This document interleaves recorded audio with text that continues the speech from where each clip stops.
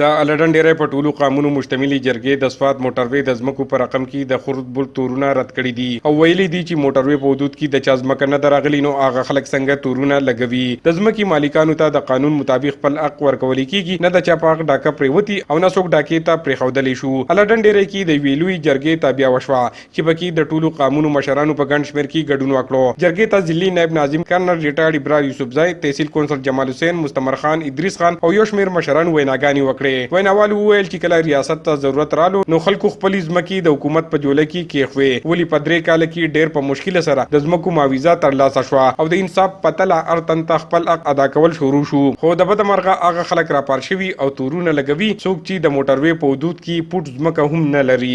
د قوم له ما خپل جایز حق ورکړی دی. د دې قوم له تاسو پردن تپوس وکړئ، تاسو ته هم پته ولګېده چې قوم زمان راضي دی.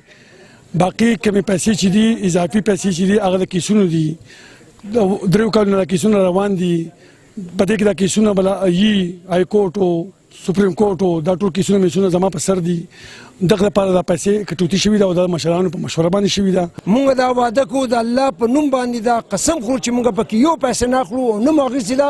د جب نه چې مونږ کومې خرچې کړي ده مونږ دې قوم ته بللي، خو جماعت چې څو کړي دي مونږ د هغې تایید کوو. بالکل صحیح کړي دي. ما ورسره پرون واده کړی و چې مال دې سور کړو هغه راکړه او نن ورسره واده کوم چې سود راکړو هغه زما حق دی. د الډن ډیری قومي جرګې ګډونوالو په خپلو مشرانو د مکمل باور اعلان وکړو د کوم له کبله چې لګولې شوي تورونه بې اثره پاتې شو. عمران زریاب، خیبر نیوز، الډن ډیری، مالکن.